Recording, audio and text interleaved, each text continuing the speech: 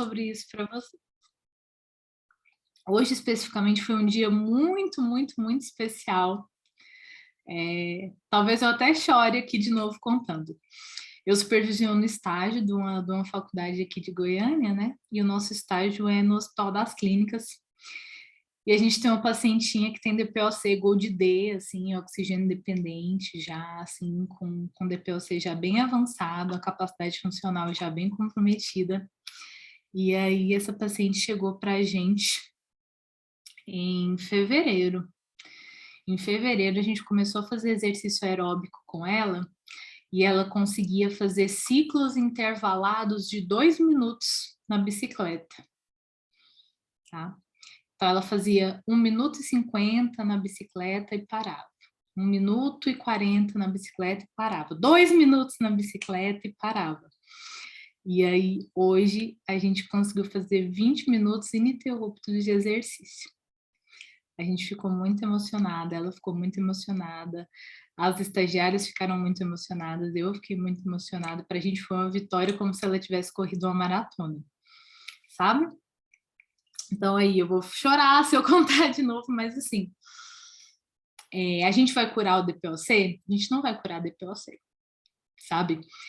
Mas ela consegue conversar. Gente, quando ela chegou para a gente no estágio, ela não conseguia conversar.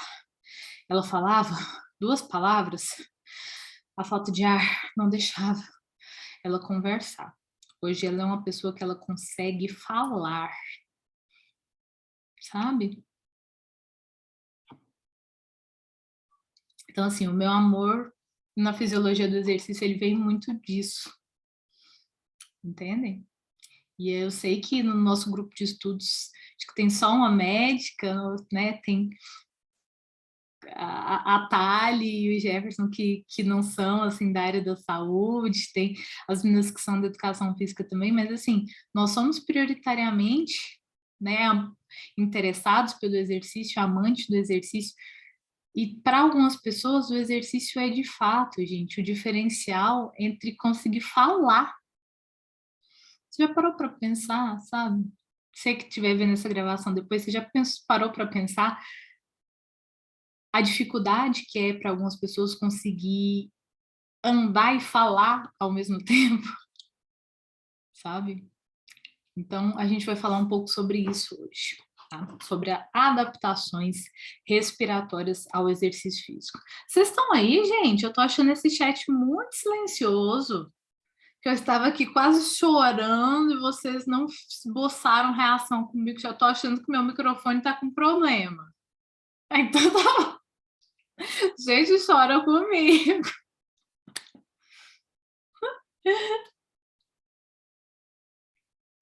Então tá bom. Então tá jóia. Então tá bom. Vamos lá. Bom, comecei a me movimentar. Eu começo o meu gasto de energia. A gente volta lá para as nossas aulas de bioenergética, começo a utilizar o meu ATP que já está pronto dentro das minhas células. Acabei com o meu estoque de ATP que já está pronto dentro das minhas células, começo a quebrar a glicose. A partir do momento que eu iniciei a quebra da glicose, que eu começo a liberar íons H+, eu tenho um estímulo para o meu centro respiratório que diz, preciso de mais oxigênio. Isso pode ser porque eu estou falando aqui agora com vocês e vocês vão ver que eu vou ter que fazer pausas para respirar, seja porque vocês de repente começaram a lavar uma louça, limpar uma casa, seja porque a gente decidiu correr numa esteira, seja porque a gente subiu uma escada, seja porque a gente vai ter que atravessar uma rua, o corpo vai exigir uma demanda de mais oxigênio. E aí a gente vai ter uma resposta do nosso centro respiratório que vai aumentar o que a gente chama de volume minuto, né? Quais são os componentes desse volume minuto? O que compõe o nosso volume minuto?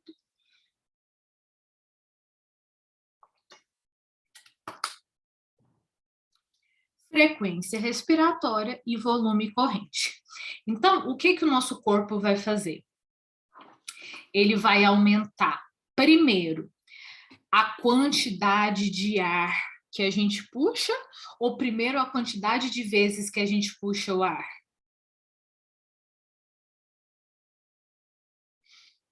Isso. Então, vamos lá. Nosso corpo, gente, a gente é meio preguiçoso. Não é que a gente é meio preguiçoso. O nosso corpo, ele gosta de poupar energia. É por isso que a gente engorda.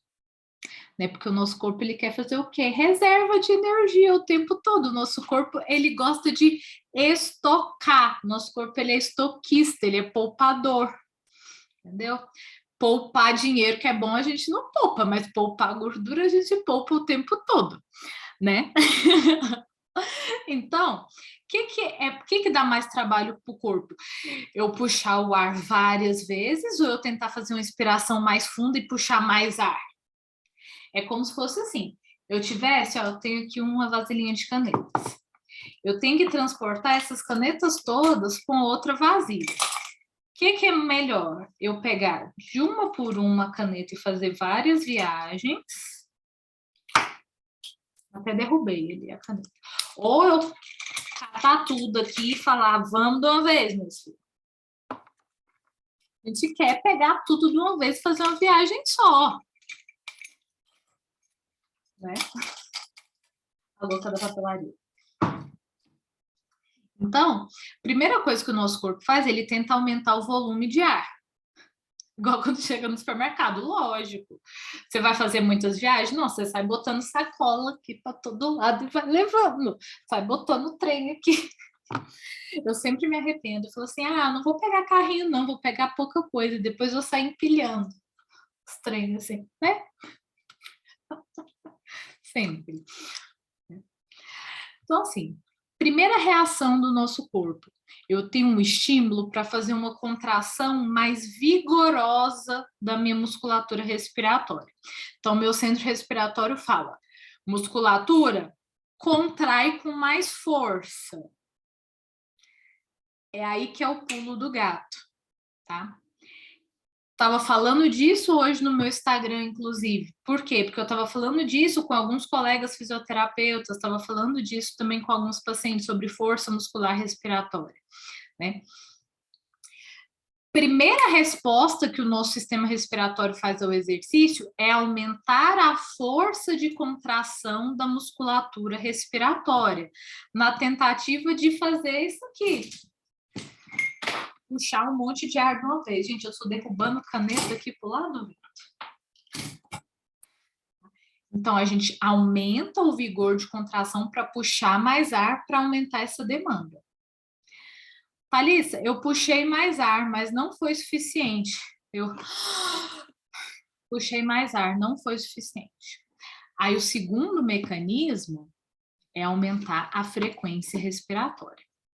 Então, para oferecer mais oxigênio aos tecidos e para remover os restos metabólitos, eu preciso aumentar o volume minuto, porque o volume minuto, ele é um reflexo da ventilação alveolar, ou seja, da troca gasosa que está acontecendo lá nos alvéolos. É o volume minuto que vai controlar as minhas taxas metabólicas. Então, quando eu estou no exercício, o meu metabolismo, lembra da primeira aula que a gente falou de homeostase? Né, que o nosso corpo sempre ele busca homeostase, que quanto maior o desequilíbrio, mais o meu corpo precisa de ajustes para chegar na homeostase. Quanto maior a intensidade do meu exercício, mais o meu sistema respiratório precisa se esforçar para chegar na homeostase. Então, quanto mais intensidade de esforço, mais eu preciso regular os metabólitos do meu organismo através da minha ventilação alveolar, através do meu volume minuto. Então, eu começo aumentando meu volume corrente. Para aumentar o meu volume corrente, eu preciso de uma boa força da musculatura respiratória para fazer uma contração vigorosa e puxar o ar para dentro. E se não for suficiente, eu vou ter que contrair essa musculatura mais vezes, porque aí eu determino a fórmula do meu volume minuto. Volume corrente vezes frequência respiratória. Certo? Bom, gente, só que aumentar a frequência respiratória gasta muita energia para o nosso corpo, tá? Então, é mais interessante aumentar o volume de ar. Não é tão interessante que a gente fique...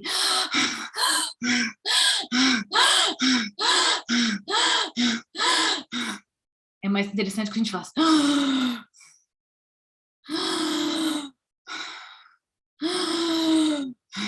Que eu faça volumes maiores e menos respirações. Mas para eu fazer volumes maiores, eu preciso de músculos fortes, eu preciso de uma boa mobilidade. Para isso, a gente vai para a musculatura da respiração. Como que começa a nossa respiração? Tá? A Érica, eu sei que já é mamãe, Milena, acho que a Milena ainda não é mãe, né? A Érica, eu sei que já é mamãe, eu ainda não sou também. Mas quando não, né, Milena? Nossa primeira respiração acontece quando? Lá no momento em que tem o clampeamento ali, o corte do cordão umbilical, né?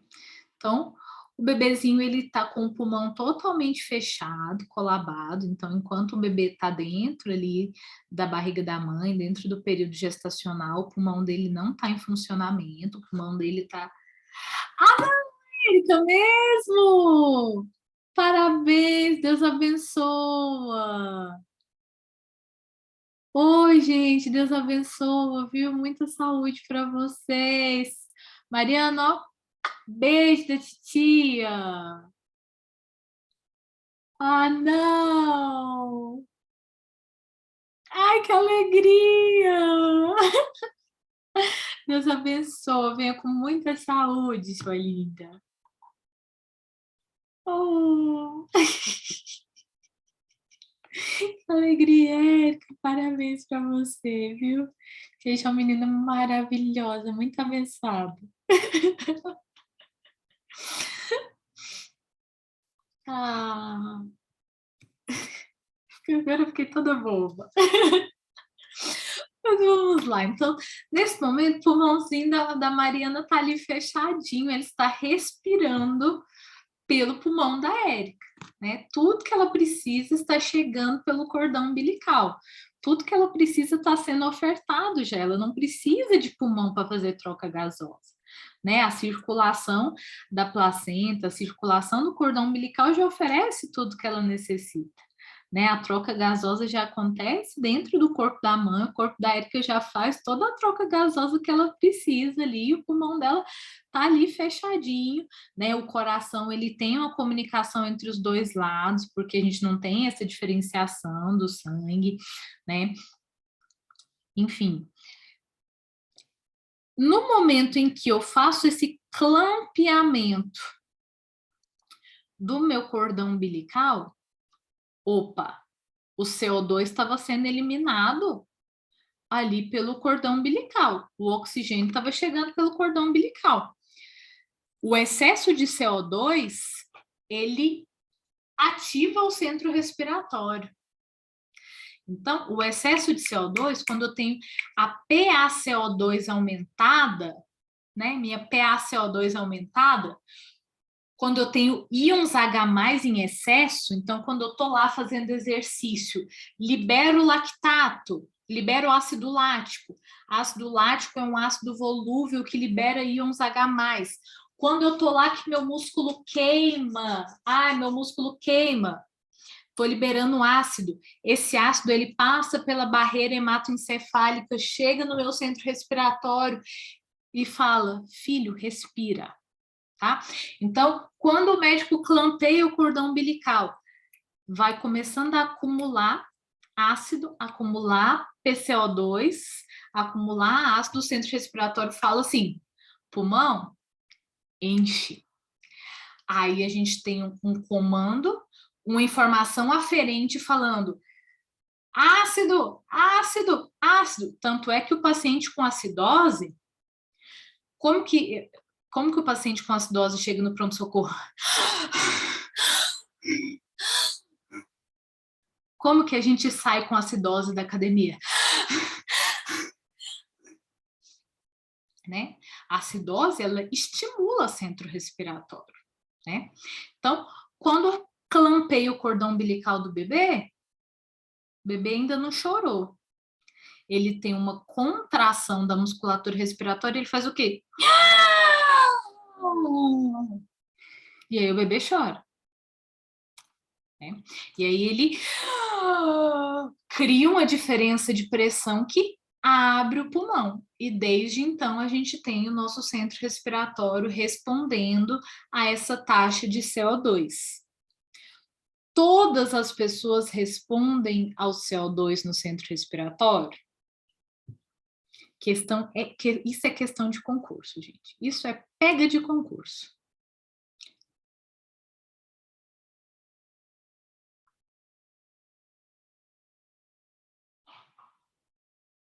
Ó.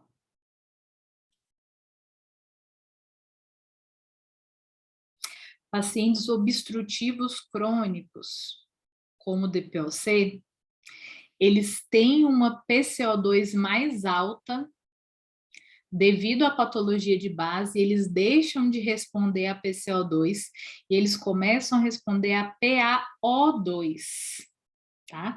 Então, pacientes que pela patologia de base são hipercapnicos, o centro respiratório deles deixa de responder ao CO2 e começa a responder ao oxigênio. Tá? É uma adaptação à doença. Então, a gente não pode dizer que todas as pessoas, o centro respiratório responde ao CO2. Em todas as pessoas saudáveis... Milena, vamos lá. Todas as pessoas saudáveis, o nosso centro respiratório, ele vai responder ao CO2, tá? Quando eu começo a acumular CO2, se eu prender a respiração, agora, por que a gente não consegue prender a respiração e se matar? Que a gente não tente, né? Senhor, que a gente não tente aqui. Mas assim, por que eu não consigo prender a respiração aqui e me matar? Porque se eu prender a respiração, eu vou começar a reter CO2.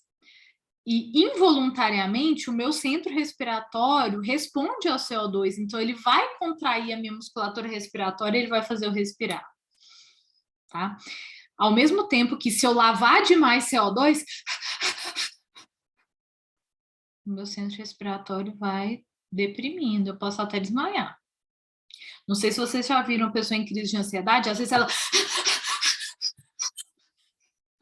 põe tanto CO2 para fora que ela até faz uma parada respiratória, tá?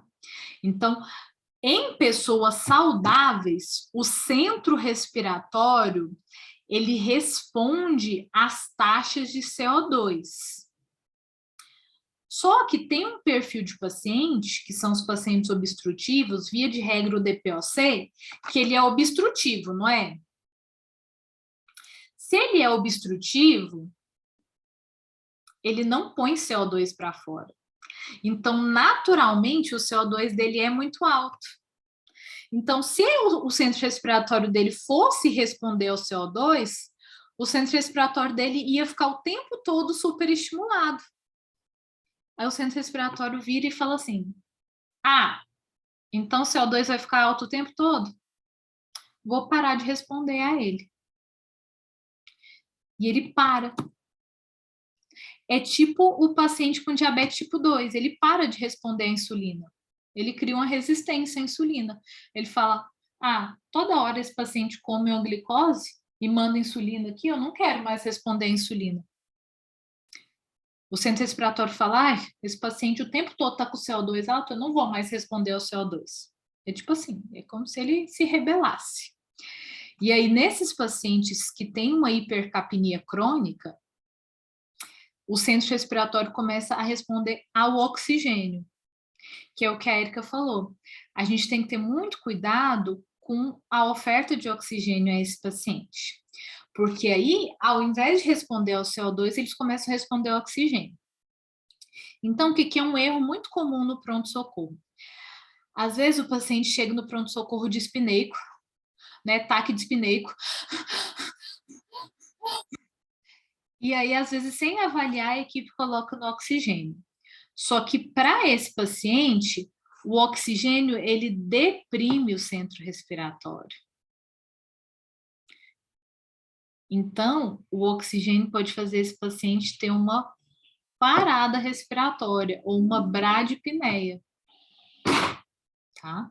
Eu já vi paciente ser entubado porque fez uma bradipneia, uma parada respiratória, porque administrou oxigênio.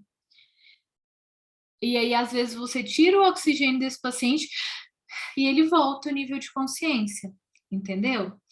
Então, quando você bateu o olho e viu que o paciente ele tem característica de um DPOC, ele tem um tórax em tonel, né? Tem ali um uso de musculatura acessória. Cuidado, nunca administre oxigênio de cara, tá? Por quê? Eles vão...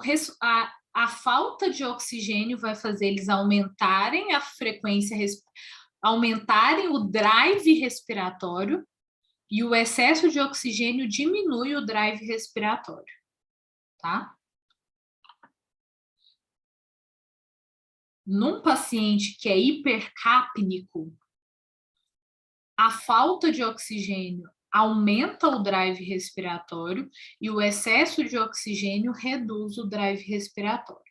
Então, a gente tem que achar uma dose de oxigênio, às vezes que vai diminuir o trabalho respiratório dele, mas que vai deixar uma frequência normal. Entendeu? Que é sutil?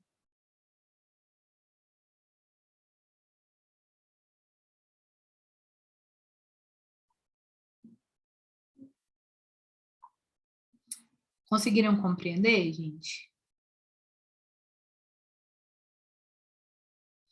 Foi? Agora sim? Milena, deu para pegar? Érica, deu? Alice, a primeira parte eu Oi. entendi.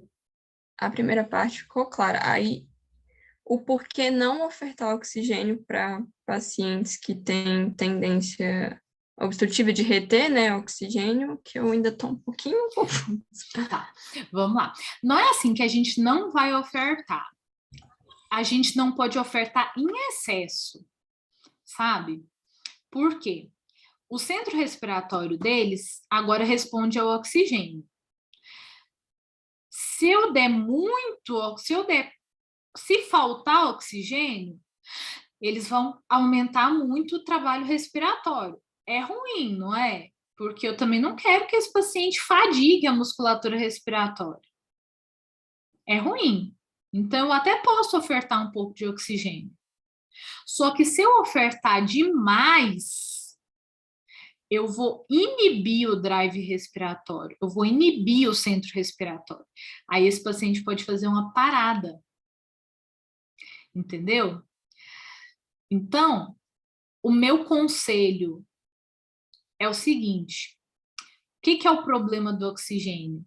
Que às vezes a gente administra sem avaliação. Eu já vi muitas vezes o paciente ele tá com desconforto respiratório por secreção. Aí, às vezes, tipo, às vezes a equipe não avaliou, vai lá e colocou um oxigênio a 3 litros por minuto. Aí a saturação do paciente sobe. Só que o paciente DPOC, ele não vai ter uma saturação lá em cima, porque ele tem um pulmão comprometido, sabe? Aqui, ó, o João falou, a faixa de saturação do DPOC é uma faixa um pouco mais baixa, tá? Um paciente enfisematoso não é um paciente para saturar 98%, tá? Porque se um paciente enfisematoso, você quiser que ele sature 98%, ele vai fazer uma bradipneia. E uma bradipneia com parada respiratória daqui para ali. No domiciliar acontece muito isso. Às vezes o paciente sai de uma internação para o domiciliar E eu trabalhei um tempo numa empresa que fazia essa transição de cuidado, né, da internação para o domiciliar. E aí, às vezes, a família vai visitar no hospital e vê, né, aquele tanto de aparelho, aí vai para casa com os aparelhos, fala, não, o paciente tem que ficar 100%, né? Não, gente, a saturação, a meta terapêutica de saturação do indivíduo saudável é 92 a 97, de um DPOC de 88 a 92. Não tem por que chuchar oxigênio. Oxigênio é gás tóxico. Oxigênio é lesivo. A gente foi feito para respirar 21% de oxigênio aqui no ar, tá? Oxigênio é remédio, não é para ficar usando toda hora, né? Então, assim, essa questão da oxigenoterapia é só isso. Não é que a gente não vai ofertar oxigênio para o DPOC, para o enfisematoso. É sempre avaliar, tá? Por quê? Pode ser que o paciente chegue no pronto-socorro e eu coloque o oxigênio nele. Saturação deu uma melhorada, melhorou o conforto, eu já vou tentando reduzir para impedir que ele fique bradipneico. Já aconteceu comigo com as minhas alunas do estágio.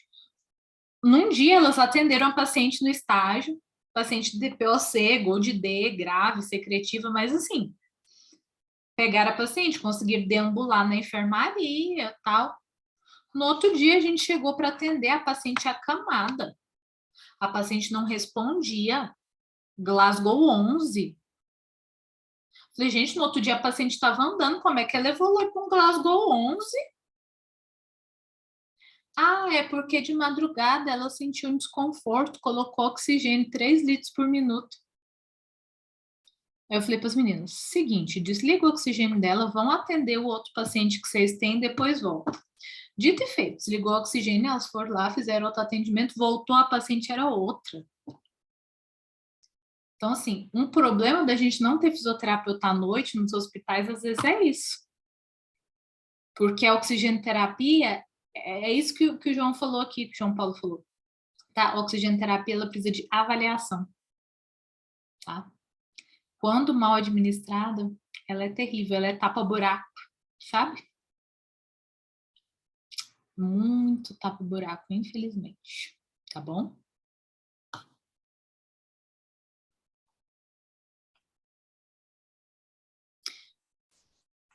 Thalissa, antes de Oi. você, de novo. Não, à vontade, querida. Entendi agora essa parte. Agora me surgiu uma outra dúvida. Então, no caso de paciente DPOC que faz uso, tipo, depois sai do hospital e continua fazendo uso de oxigênio, né? No domiciliar. Aí eu queria saber, tipo, quando a gente vai saber que esse paciente, não, ele está saturando 90, mas está tudo bem, não precisa de oxigênio, ou ele tem que usar? Como que funciona? Entendeu minha pergunta? Entendi. Tá. Olha, primeiro, a prescrição de oxigenoterapia domiciliar, ela é uma prescrição médica. Então, assim, esse é um primeiro ponto que às vezes a gente barra, assim. Então, às vezes, o paciente vai para casa com a prescrição médica e aí o médico, às vezes, prescreve que o paciente tem que usar tantas horas por dia ou que tem que usar ao esforço. Então, é muito importante ter uma via de comunicação com esse médico. Os meus pacientes que usavam oxigênio domiciliar, eu sempre pedia o telefone do médico para estar em contato com ele e sempre estar fazendo esse ajuste, assim, porque é muito importante ter esse contato com o médico. Segundo, como que eu faço a minha conduta? Se o meu paciente não desatura para fazer as AVDs, eu não vejo a necessidade dele utilizar oxigênio se ele não dessatura, tá? Então, assim, se o paciente consegue tomar, ele vai fazendo o teste para mim, tá?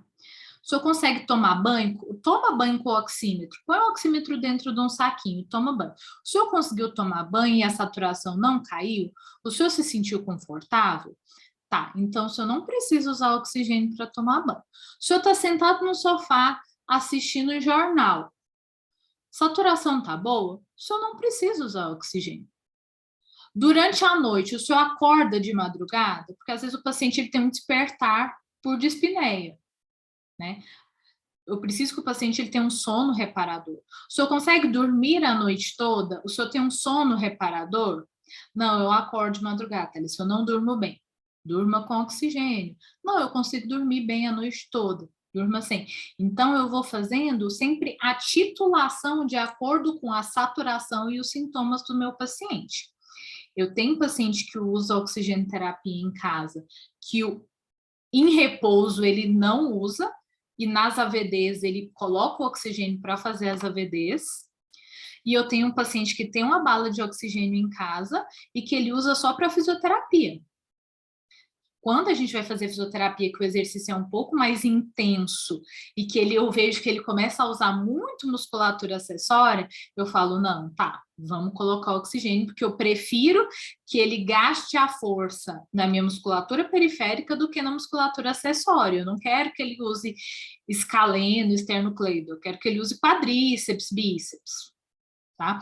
Isso é um ponto que eu quero falar com vocês, tá? Se eu quero ganhar força do meu paciente, lembra que eu falei que para aumentar o volume eu preciso puxar o ar? Eu preciso puxar o oxigênio da atmosfera? Quando eu coloco uma oxigenoterapia, eu diminuo a força que eu tenho que fazer para tirar o oxigênio da atmosfera. Então, eu consigo direcionar a força para outros músculos. Então, às vezes, quando eu quero fazer um trabalho de força mais power, assim, com o paciente, eu quero trabalhar cargas mais pesadas, né? Eu coloco a oxigenoterapia para ele não ter que usar tantos músculos respiratórios, para eu dar o oxigênio meio que pronto para ele, para conseguir direcionar a energia para o músculo que eu quero. Sim, Érica, saturando 90 sem esforço, tá bem.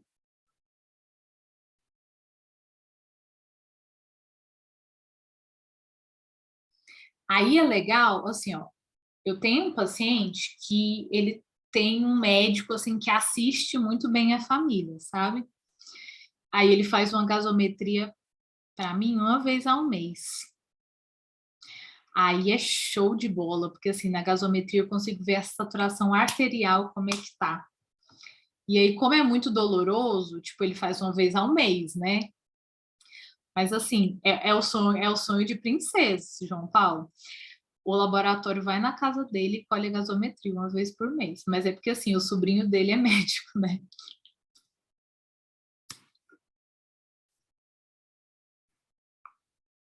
Eu gravei isso, né? Vamos editar essa parte.